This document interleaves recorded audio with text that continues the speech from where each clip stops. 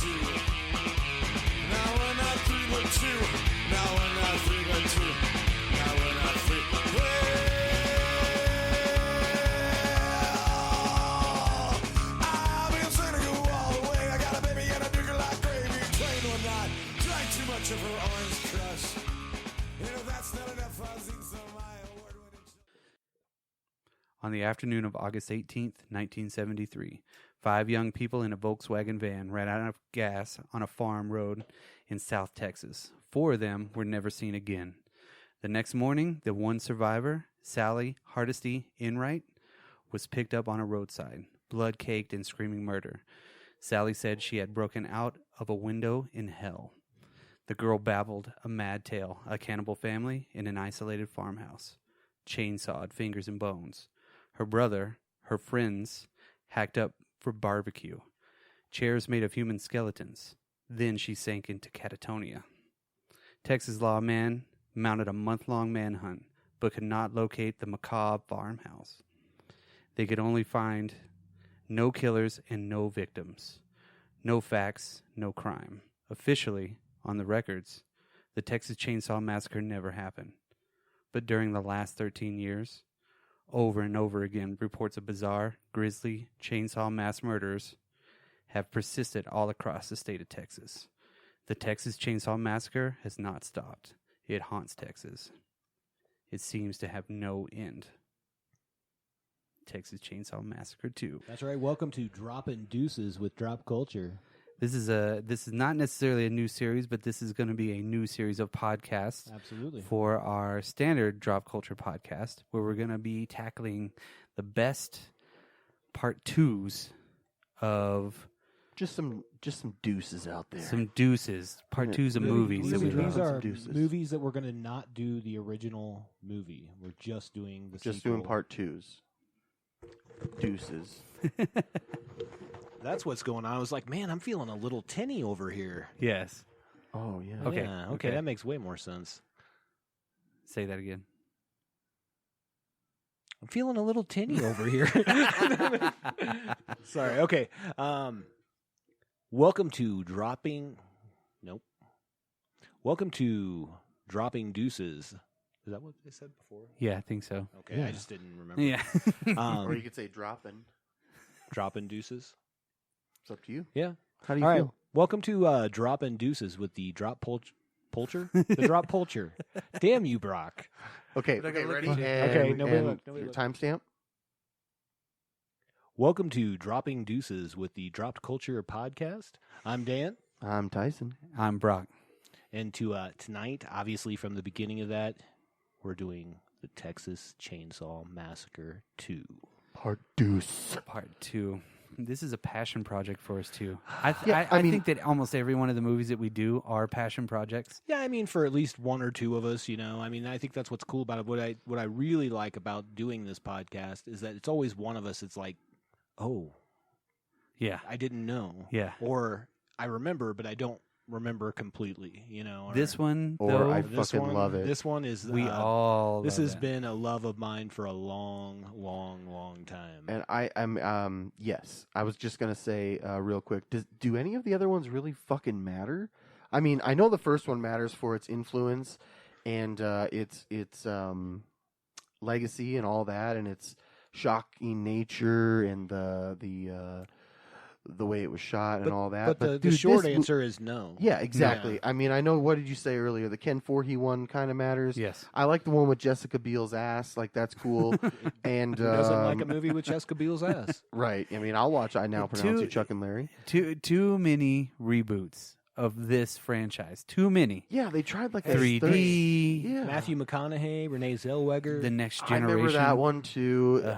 I watched it because, Right. you know, because I wanted to watch the Ken Foree one again, but that's all they had at the video store was that one. Right. But the Ken No, Foree one, the Saws one- family. 1986, Texas Chainsaw Massacre 2. Like you said, 13 years after the massacre happened. I believe the movie actually came out though in 74, but the events take place Right, in 73. Sure. And directed by Tobe Hooper again. And this was what Tobe Hooper wanted the first one to be. Well, Precisely. He says that. He also said that he thought that there was more black humor in the first one that people really noticed. Yeah, because it was so in your face, Right, you know, right. and It's they never definitely- had seen anything like that before. Toby Hooper and the co-writer of the original Texas Chainsaw Massacre, though, Kim Hinkle, they had an idea for a sequel that would feature an entire town of cannibals. And basically it was a satire of the film Motel Hell. This is one of these facts that I see pop up all the time on all my research. Sure. So the title of that sequel was going to be Beyond the Valley of the Texas Chainsaw Massacre. Well, and if you're watching this movie, though, I mean, there's a lot of stuff where you're like, oh, this is just a play on what's going on in horror right now. Yes. Or at that time, Yeah. rather. Not right now. I am kind of right now, I guess, to some degree. It was a This gore was, fest. this was definitely a different kind of jump scare movie than I thought the first Texas Chainsaw Massacre was. It was like the busting through the walls and a lot of fog machines and you know what I mean? Yeah. But you could see it very well. Yeah, absolutely. Very good production on it. No, as it's a far as great like movie, yeah. overall just I filming. mean, I think we go. might get into this a little bit later, but the production design on this, when they get down underground, is to me beautiful. Yeah. Yeah, it's I pretty love amazing. it, man. I love it. And like you were saying, this was after, of course, studios get involved. They had come up with this idea for this movie, but after years or whatever had gone on, you know, Toby Hooper had gone on to do He did Poltergeist, yeah. of course, which I love. We covered that in our 80s movie topic, which you can check out in the archives right now. There's a character in this movie that was in Poltergeist. Really? Yeah, we'll get there. Okay. I didn't catch that. Cool. He's not a big actor in Poltergeist. He's not one of the main players. Oh, okay. Awesome. Okay. Yeah. So in the interim, they studio gets involved. They want a more conventional horror movie, I guess, is what you'd say. But then Toby Hooper gets this writer to come aboard, and he didn't really do much else. So I don't You know. see my face when you say traditional because this is nothing traditional. I know, but yeah, they didn't yeah. want to do the whole town idea yeah, that you yeah. mentioned. Yeah, They, that was so more they, of a they, play. Yeah. They came in and said, you got to make it more like, if you watch the movie, there's only like a couple sets. You know what I'm saying? Yeah. There's so you not can see much. what I mean, yeah. like Yeah. budget wise. Yeah. This is all I'm getting at. So obviously, this is a canon film, Right. right? That's important. Yes. That's important. I feel. Yes. My first favorite movie studio of the 80s. And from one of your favorite duo of producers as well. Golden Globulus. Yeah. I can't even pronounce their name, but they're still Close fucking enough. awesome. Close enough. Golden. Maker of fine movies as Masters of the Universe What and Yes. Yes. What a great piece of shit that was. Cobra. And I actually, what I found out doing research was I didn't know Toby Hooper and another guy did the music on this. Yeah, I yeah. had no idea. Which is kind of a common theme here with the John Carpenter movies that you Mhm. guys, we And I cover didn't a know lot. Jerry Lambert, and I don't know if anybody else got any more information, but that's the guy he did the music with. Yeah. I just don't know anything. I don't yeah, know. I didn't know. I didn't really see a lot of extra stuff that he did that would be notable for me. Same with the writer. What's his name? The LM. L.M. Kit Carson. He didn't really go on Yeah. to do much else either. Well, he did. What did he do? Paris, Texas, which is I've never seen that one. In Running on Empty. So he wrote both of those. And which Running on Empty was, I think it was a pretty decent movie, but I don't remember it. Yeah, I've never You seen know, it. Paris, Wait, Texas, no, never it's watched not it. with River Phoenix. I don't know. It's Running on Empty, whatever it is. So I don't No know. idea. I think We didn't do that much research. I looked. Yeah. No, I looked at the On writers. those guys. The writers. Yeah, no, IMDb. why would we, right? He didn't. The writer didn't seem to have any other real credits. So, anywhere costume else. designer Karen Hooper, Mhm. right? And Toby then Hooper's- one of your, go ahead. I'm sorry. Is that his wife? I assume. I don't know. Mhm. Usually that's how it works out. If you've ever seen a John Carpenter movie. Yes. Yeah. But I know one of your favorite people worked on this movie. Tom Savini. That's right. Yes. Oh yes, I love. This is a few years before the 1990 Yeah. Night of the Living Well, Dead, which is my favorite one. Yeah. Well, he filmed that one was filmed in '89, of course, but Right. that was a shot-for-shot badass remake. I love Probably that the movie. best That's one of remake my of any favorites. movie. But Tom Savini kicks ass. Some of his other notable movies: the original Dawn of the Dead. Yeah. What did he work on? Creep Show. God, he worked on everything. Friday the 13th. He worked on the Cropsey movie. Which one was that? God, the one where they were at the summer camp. It was a Harvey Weinstein's first movie. Wait, Oh. not. Oh, I don't know. Yeah. The Burning. Untouchable. Yeah, yeah. in my groin, Yeah. the burning in my Well, groin. The Burning was Harvey Weinstein, the Weinstein brothers' first big movie, and they came up with the idea before Friday the 13th, but they didn't go into production until afterwards. So blah blah blah blah blah. I didn't know really too much about the cinematographer. Yeah. Too much, but Is that Kunis? yeah, I think it was Kunis. Yeah.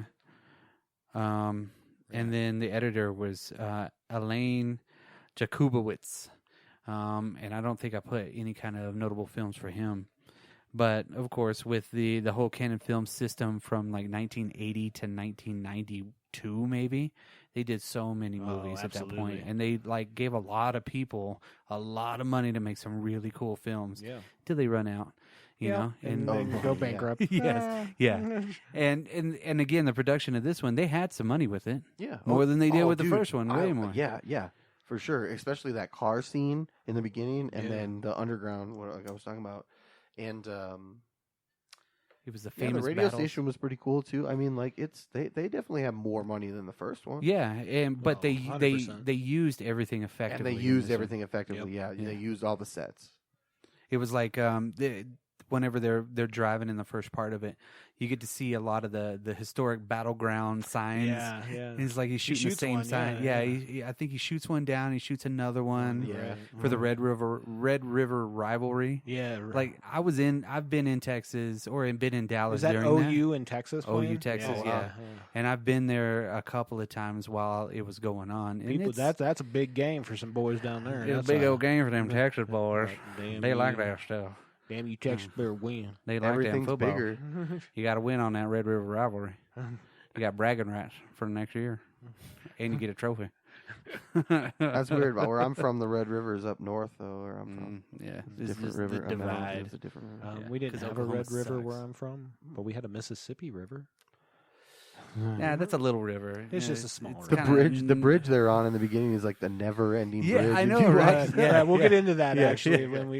You want to talk about some of the main players? Yes. Let's start with the main person, Caroline Williams. Okay, I was hoping you were going there. Scream Queen. She is probably the best screamer. She's got. Some I wonderful wrote down Yes. none of the movies she was in because I'm like it's too long, and I knew a lot of them. Days of Thunder. I was that's where I was going. That was the one thing I remembered too was really? that she Yeah. was Rowdy's wife. Yep. Michael Rooker's wife in that. In Days of Thunder, Yeah. and she was on Halloween too. Yes, Which, those were the two where I was like, those movies but the other ones were really B horror movies, Yeah. and Yeah. she's like Yeah. really that person. She doesn't look the same She's- anymore. No. Yeah, no. she's completely different. But Had a lot still, of work done. Yeah, Yeah, that's how they do. Yeah. And then, I mean, do we want to leave this guy for the last? We might as well get Dennis Hopper out Dennis of the way. Hopper out of the way. And Yeah. if you don't know Dennis stuff Dennis Hopper. Hopper's been in, Come on. you All I know. wrote on my notes is enough said. Yeah, It's Dennis I think Hopper. so, Well, too. same year that Blue Velvet came out. So let's too. do this real quick, just in case somebody out there is listening and they're like, Dennis who? Yeah, Dennis Hooper. What's Dennis Hopper? One movie you tell him to watch. Easy Rider. Okay. Blue Velvet. Okay. Well, Or Rebel Without a Cause, Giant. yeah. He was. Speed. I think he was in 2 of the 3 movies that Home Dude made before he died. Okay. And he was so young in those movies.